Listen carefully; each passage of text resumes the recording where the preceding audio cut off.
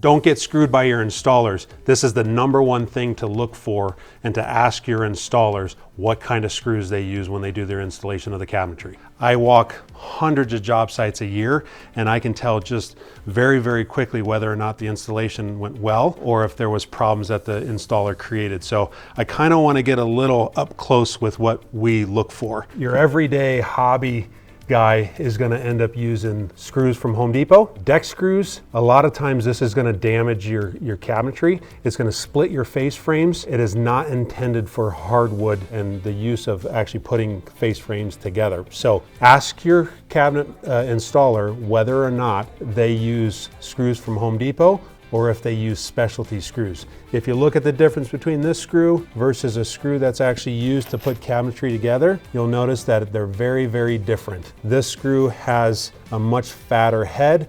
It has nibs on the back of the head of the screw to allow it to countersink a little cleaner, as well as it has a drill bit on the end. So #1 question to ask your installer is make sure to see what they use as far as screws are concerned. So that's a dead giveaway. So you can kind of tell the difference of a screw bin of somebody that just does hobby stuff or a specific cabinet maker or installer because of the way that their bins are set up. Their bins typically are a lot cleaner. You have shelf pins, you have handle screws, different lengths. You also have dog bones for putting countertops together. These are a little bit of an older style for doing laminate countertops. And then you get into some of the installation screws where you see the big wafer heads, a little bit nicer looking nickel plated screws versus, again, kind of your random screw bin that comes out of the hobbyist. So look for a little bit more organized bin with the specific screws, and you'll tell that that's a little bit more of a professional installer. If you see that when the installer is there, don't let them use those. You want to make sure that they're using high-end screws to put your cabinetry together. It's going to give you a much nicer finished look. And then another question you can ask is whether or not they cover the screws. FastCap actually makes covers, and it makes your final installation look that much better.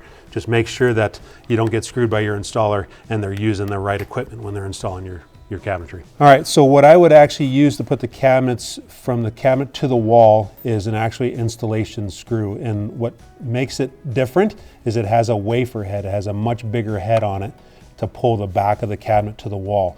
So that's a much nicer screw to use. And then putting the face frames together, I would use either a small screw there that has the tip or a longer screw depending on the face frame size. Again, all of them have drill bits built into the tip of the screw, and then they have nibs on them. So this is not what you should install cabinetry with, whether it be drywall screws, deck screws. These are specific installation screws. These are just general screws. You can tell the difference by the bins. Cabinetry person is going to keep their bins nice and clean. General purpose guys are going to actually just throw a bunch of random screws at it. I see this on job sites all the time, and I see various screws being used because they didn't buy specific screws. All right, so this is a horrible mistake I see all the time, and it's completely avoidable.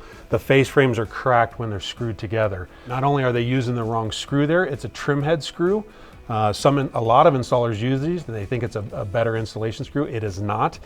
You actually want to use a cabinetry installation screw, and you want to actually pre-drill this a certain way. It's a little bit larger on the first piece, and then the second piece is pre-drilled. And then this screw is actually designed to have a sharper tip as well as nibs on the head, and it keeps that from happening. So better screws, better process.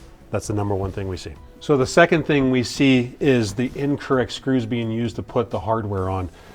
This particular screw is too large of a screw, too long, and it's actually cracked the frame, and it wasn't properly drilled as well. So we see that throughout job sites. Doesn't matter if it's hardware or if it's screwing cabinets to the next cabinet, you need the right screws when you're doing this.